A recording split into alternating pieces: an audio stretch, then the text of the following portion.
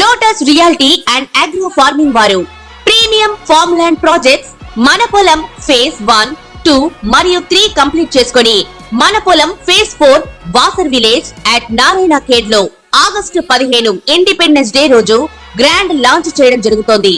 Launching మరియు independence day సందర్భంగా 5 guntas land out rate లో బుక్ చేసుకున్న వారికి 1,50,000 రూపాయల డిస్కౌంట్ తో పాటు 2 గ్రాముల గోల్డ్ ఫ్రీగా ఇస్తున్నారు. పూర్తి వివరాలకు సంప్రదించండి.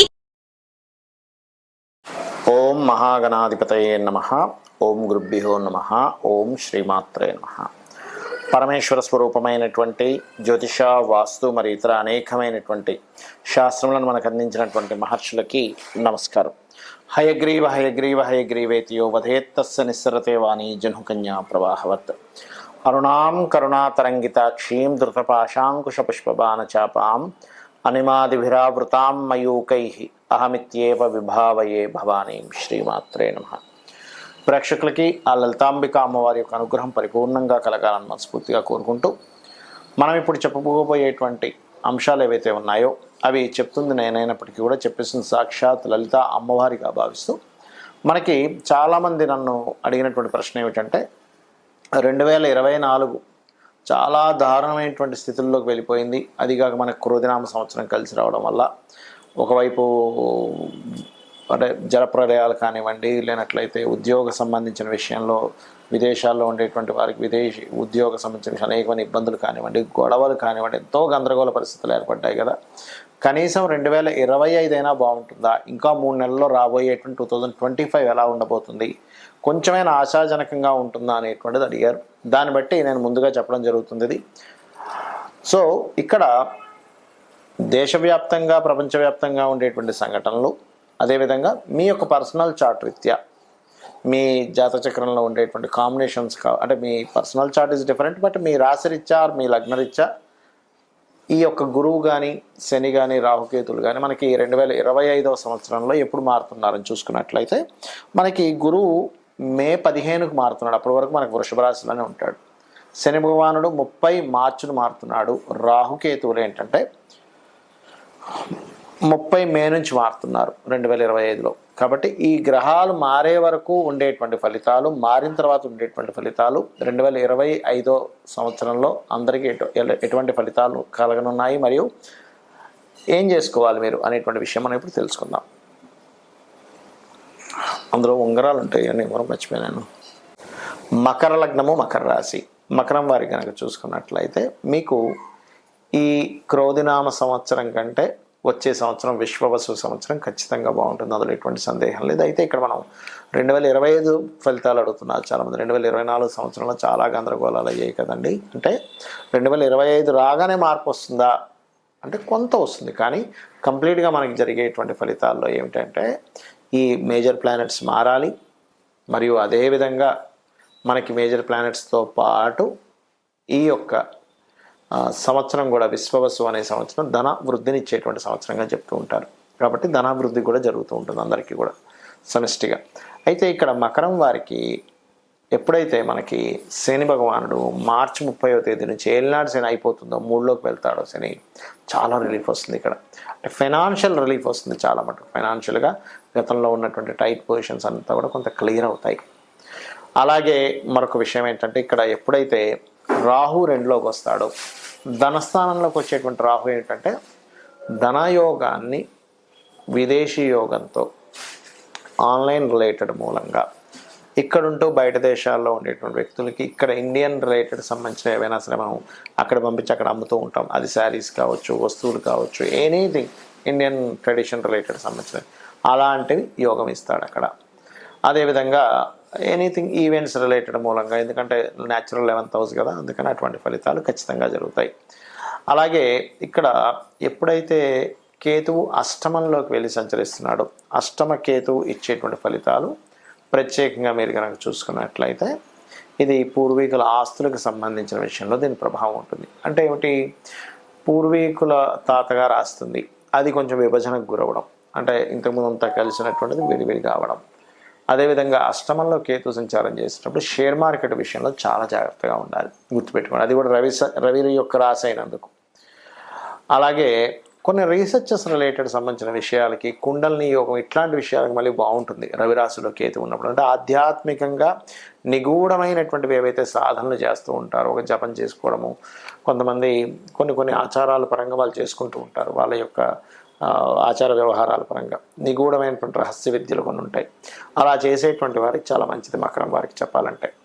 అదేవిధంగా గురువు 6లోకి వెళ్తున్నాడు. చాలామంది ఏంటంటే అమ్మో గురువు 6లో ఉన్నాడంటే అంటారు. కానీ ఇక్కడ ఏంటంటే గురువు ఎప్పుడైనా 6లో ఉన్నప్పుడు ఏంటంటే ముఖ్యంగా ఫలితం ఈ మకరం వారికి కొద్దిగా ఏదైనా అగ్రిమెంట్ చేసేటప్పుడు కొంచెం చూసుకొని చేయాలి, గుర్తుపెట్టుకోండి. ఎనీ అగ్రిమెంట్స్ చేసేటప్పుడు, అగ్రిమెంట్ ఎక్స్టెన్షన్ చేసేటువంటి విషయాల్లో కొంత స్ట్రెస్ అది వస్తూ ఉంటుంది. అలాగే మరొకటి ఏంటంటే ఇక్కడ గురువు 2వ స్థానాన్ని చూస్తాడు మకరం వారికి, కాబట్టి ధన ఫలితాలు బాగానే ఇస్తాడు. అక్కడ ధన సంబంధించినవి ఏవైతే ఉంటాయో అవి ఖచ్చితంగా జరుగుతాయి. మరియు స్కూల్స్, కాలేజెస్ పెట్టే వాళ్ళు ఉంటారు, లేదా any training centre, consultancy related సంబంధించిన ఇటువంటి వాటికి చాలా బాగుంటుంది చెప్పాలంటే. ఈ యొక్క గురువు ఎప్పుడైతే 6వ స్థానంలోకి వెళ్తాడు. అదేవిధంగా మీరు చేయవలసినటువంటి దేవతా ఆరాధన ఏమిటి? అదేవిధంగా గురువు 6లో ఉన్నందుకు ఏమవుతుందంటే అక్కడ ఉండే నక్షత్రాలని మీ శుక్రుడు సప్తమ స్థానంలోకి వెళ్తున్నాడు కాబట్టి ఇది కొంతవరకు ఇష్టపడిన వారిని వివాహం చేసుకోవాలనే ప్రయత్నంలో కొంత స్ట్రెస్ ఇస్తూ ఉంటుంది. అదేవిధంగా మీరు నిత్యము కూడా అమ్మవారి యొక్క ఆరాధన, ముఖ్యంగా ఈ 9లో కేతు ఉన్నంత కాలము మే 30వ తేదీ వరకు ఉన్నాడండి కేతు ఇంకా అక్కడ, కాబట్టి అప్పటి వరకు గణపతిని ఎక్కువగా ఆరాధించండి.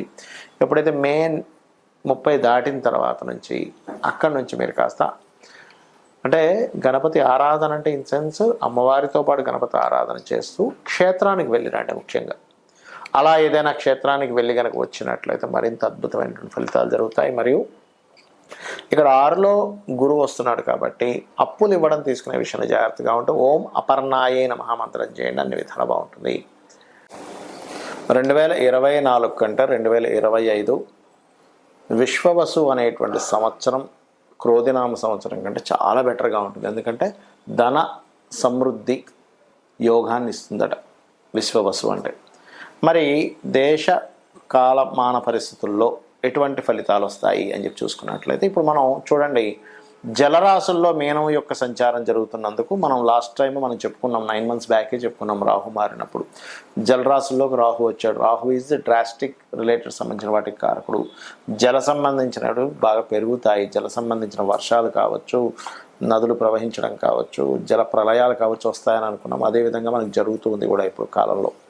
అయితే మరి ఎప్పుడైతే మీకు రాహుకేతువులు మారుతారో మే 30వ తేదీ నుంచి అక్కడ చాలా మట్టుకు ఈ మే తర్వాత వచ్చేటువంటి నెక్స్ట్ ఇయర్ 2025 మే తర్వాత వచ్చేవి చాలా అట్లాంటివి జరగవు చాలా మటుకు.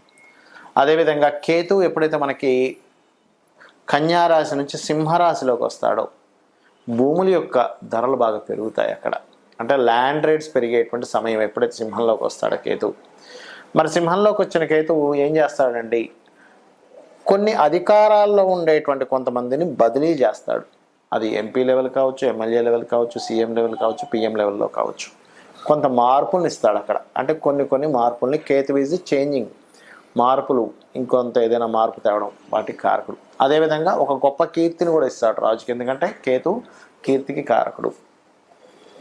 మరి శని భగవానుడు మీనరాశిలోకి వెళ్తున్నాడు. ఇక్కడ బాగా అర్థం చేసుకోండి, రాహు ఎప్పుడైతే మీనరాశిలో ఉన్నాడో కొన్ని ధర్మ సంబంధించినటువంటి విషయాలు అనేకమైనటువంటి ఘర్షణలు తీసుకొచ్చాడు. శని వచ్చినప్పుడు ఏమవుతుందంటే అటువంటి ఘర్షణలు అవుతుంటాయి, కానీ కొంత ధర్మబద్ధంగా అంటే ధర్మ కర్మాది యోగం ఏర్పడుతుంటుంది ఎప్పుడు శని కనుక గురు రాశుల్లోకి వెళ్ళినప్పుడు. కొన్ని ధర్మ సంబంధించినటువంటి విషయాల్లో రాహు ఎటువంటి, ఎందుకంటే శనివత్ రాహు కుజవత్ కేతు అంటూ ఉంటారు. రాహు ఎటువంటి ఫలితాలను ఇస్తూ వచ్చాడో ఈ శని మీనరాశిలో ఉన్నప్పుడు ఏంటంటే ఎక్కువగా అంటే వర్షాలు పడవు, కానీ కొంచెం ఎక్కువగా ఎండ తక్కువగా ఉండడం, ఆ 2.5 సంవత్సరాలకు అసలు మబ్బు బట్టి ఎక్కువగా ఉండడం, ఇట్లాంటివి కూడా కొంత జరుగుతూ ఉంటాయి. అంటే చల్లదనం, కోల్డ్నెస్ పెరుగుతూ ఉంటుంది. ఎందుకంటే జలరాశుల్లోకి వెళ్ళిన శని కదా, కోల్డ్నెస్ మీకు కొన్ని దేశాలు మంచు ఎక్కువ పట్టడం కానీ, అదేవిధంగా అబ్బాయి ఎండాకాలం ఎందుకని ఎండ అంతగా ఎక్కువ కనిపించట్లేదు ఏంటి అనుకోవడం కానీ ఇట్లాంటివి ఎక్కువ జరుగుతూ ఉంటాయి. ఎందుకంటే ఇక్కడ ఇది ఒకటే కారణం కాదు, కేతువు కూడా సింహరాశిలోకి ఎంటర్ అవుతున్నాడు. అంటే రవి ప్రచండంగా వచ్చేటువంటి దానికి కేతు ఎప్పుడైతే ఉన్నాడో మీరు గమనించవచ్చు. ఈ మీనరాశిలో 2.5 సంవత్సరాలు ఉండే శని, సింహరాశిలో సంవత్సరంన్నర ఉండేటువంటి కేతు ఈ ఫలితాలు ఇస్తూ ఉంటారు. మరి ఈ యొక్క ఫలితాల్లో చాలామందికి డేట్ ఆఫ్ బర్త్లు ఉండవు. ఎందుకంటే వాళ్ళ పర్సనల్ చార్ట్ బట్టి లగ్నము, ధనస్థానము, ప్రయత్న స్థానము, వివాహ స్థానం కావచ్చు, గృహయోగం కావచ్చు, ఇవన్నీ మీ పర్సనల్ చార్ట్లో ఉంటాయి. మీ పర్సనల్ చార్ట్లో ఉన్నటువంటిది ఎక్కువ ప్రభావం చూపిస్తుంది. గుర్తుపెట్టుకోండి, ఏలినాటి శని వచ్చిందని అష్టమ శని, అర్ధాష్టమ శని భయపడకండి. మీ personal chart is most important. మరి పర్సనల్ చార్ట్ కూడా తెలియని వారు ఏం చేసుకోవాలి? ఈ 2025 సంవత్సరం అన్ని విధాలా బాగుండాలంటే మీరు ఆరాధన చేసుకోవడం, గణపతి యొక్క ఆరాధన చేసుకోండి. ఎక్కువగా గణపతిని ఎక్కువగా ఆరాధించండి. సూర్యుడిని, గణపతిని ఎక్కువ ఆరాధించండి. సేవలు, ఎందుకంటే 12వ స్థానంలో శని వెళ్ళి గురు రాశిలో న్యాచురల్ 12th హౌస్లో ఉన్నాడు కాబట్టి మీకు దగ్గరలో ఉండే ఆలయాల్లో నూనెని దానంగా ఇస్తూ ఉండండి. నూనెని లేదా బెల్లంతో చేసిన పదార్థాన్ని ప్రసాదంగా ఇస్తూ ఉండండి. అలాగే మరొకటి ఏంటంటే, మీరు ఏ బిజినెస్లు చేస్తున్నా కాస్త టెక్నాలజీతో కనెక్టివిటీ ఉండేలాగా మీరు ప్రయత్నం చేయండి. బాగా గ్రోత్ ఉంటుంది. ఎందుకంటే రాహు 11లో న్యాచురల్ 11th హౌస్లో సంచరించేటువంటి సమయము కాబట్టి ఇవి చేయండి, ఖచ్చితంగా మీకు బాగుంటుంది.